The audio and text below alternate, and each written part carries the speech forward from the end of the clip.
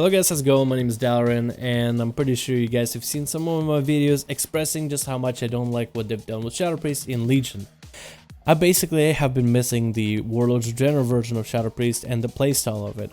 I feel overall that Shadow Priest don't deal enough damage unless you go into Void form, and only in Void form with a 20% damage increase do you start dealing some competitive damage. So I decided to screw that over. I decided to ignore as much of what Legion have done to Shadow Priest and decided to bring the good old Warlords of General Shadow Priest that has reliable dot damage, reliable sustain damage, reliable burst, and no actual burst mechanic, as you're technically bursting at all times. I like that about Shadow Priest, being able to basically be hitting at your maximum potential damage without having any big offensive cooldowns to back you up with it, and just simply being all about maintaining your damage, maintaining your dots, dropping enemies once they're low, instead of having to pop burst once every, I don't know, once every 30 seconds to a minute. So I decided to go with an interesting build I'm gonna call an Edge of Insanity build. Basically in this build you get your Insanity to full and then you stay there. What makes this build work, and I have all the pictures for you guys and all the information for you on the screen. Edge of Insanity reads, while at 100 Insanity and not in Void form, your damage is increased by 20%.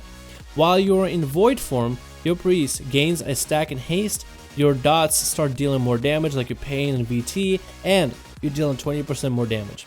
With Edge of Insanity, as long as you don't go into Insanity and you have 100%, as long as you don't go into Void form and you have 100% Insanity, you have constant 20% damage increase.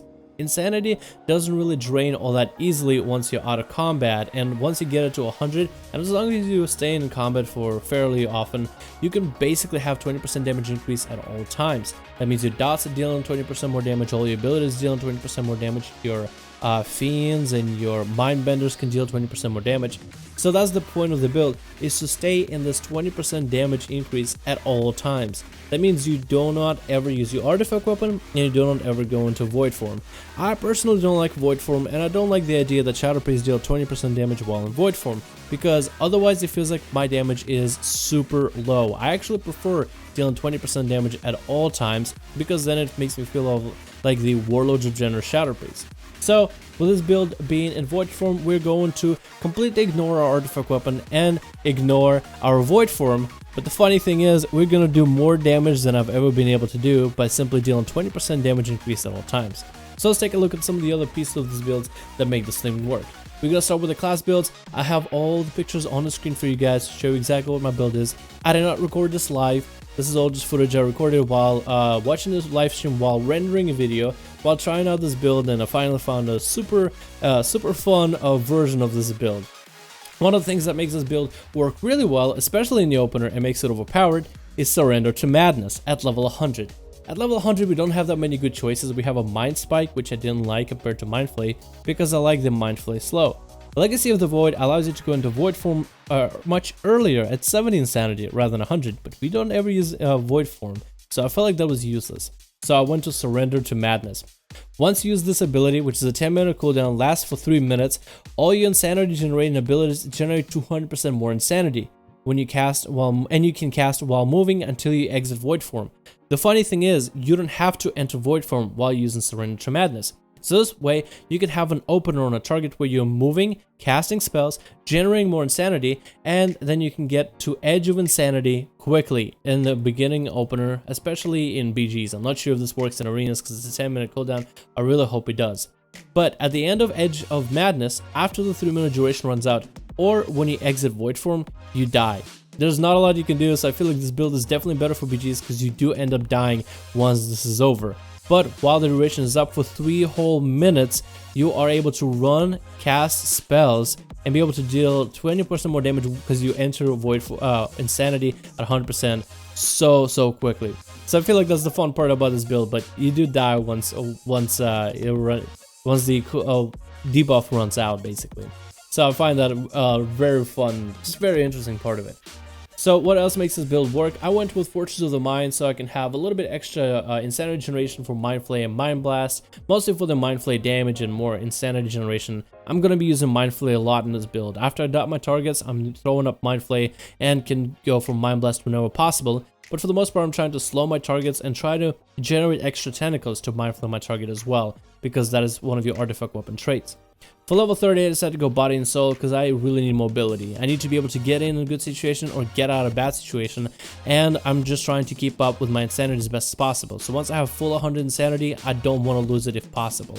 I just want to have that 20% damage increase at all times. So being able to move around helps a ton. Then you have level 45, Psychic Voice was my choice because having a Psychic Scream at 30 seconds should first of all be baseline, I feel like, for Shadow Priest, but is the only viable option. Mind Bomb is a 2-second stun, Dominant Mind can't even be used on players, so Psychic Voice for me, just so I can fear melee away from me and just run. At level 60, I was gonna maybe go Void Ray, but I found Reaper of Souls more enjoyable. The idea behind it is I'm not looking at my enemies at 100% health pool. I just need to get through about 65% of their health. Then, when they're low enough, I can just hit them with 2 Shadow Word Deaths, and for the most part, they die because I'm dealing 20% more damage, and I have dots on them, and I'm throwing 2 big deaths on my target, so in most cases, they drop right afterwards. Now, I could go with Void Ray, because the Void Ray and Fortress of the Mind do increase the damage of my Mind Flay, but I decided that it's better for me to just like throw my dots and then Mind Flay my target low enough to just finish it off with death and just not ever think about the target ever again. I thought that was a way better option, and I value that a lot more.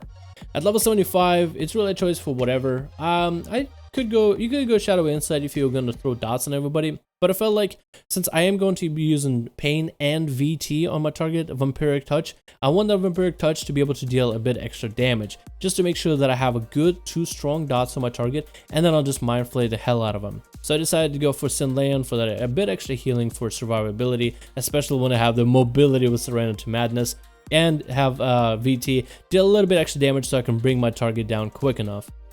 At level 90, I decided to go with Mindbender because Shadow Crash takes a while to move to the AoE area, so it takes a while to line it up and have somebody stand in it, but it's a really good spell on a 30-second cooldown and deals a lot of damage. I was thinking Power Infusion, but that can be dispelled, so I don't want abilities to just be completely dispelled altogether.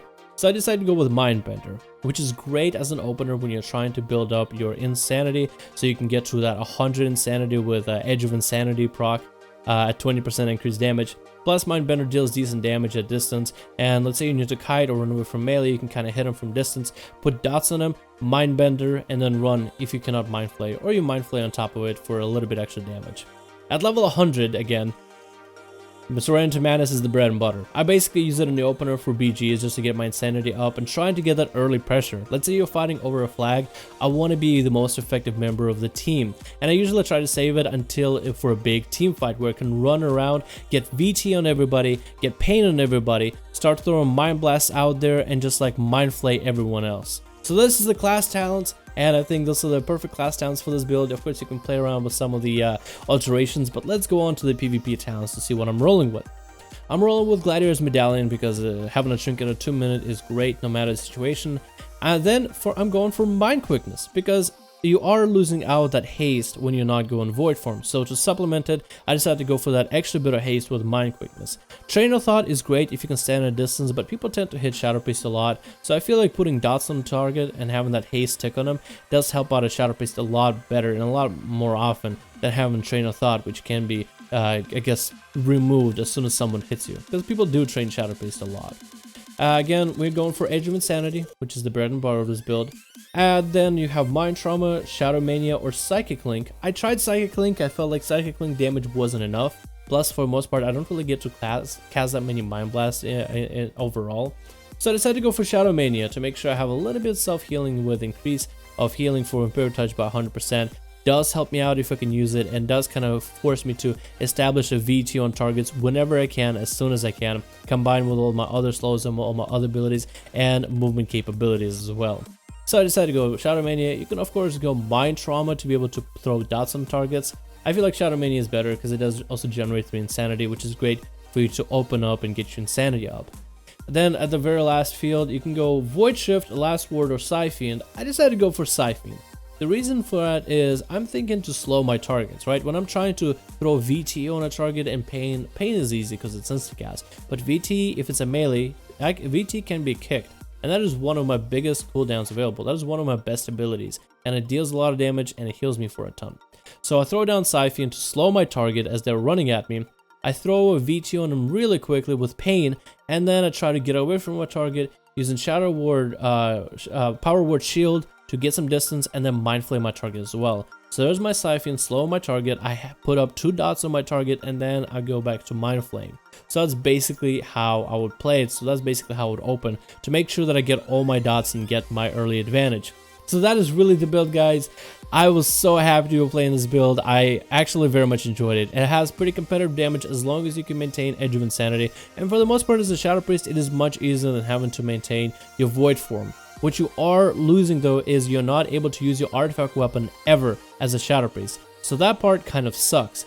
But you are gaining some other benefits, and you are gaining a lot of mobility once Surrender to Madness is available, because you do have a lot of casting capability.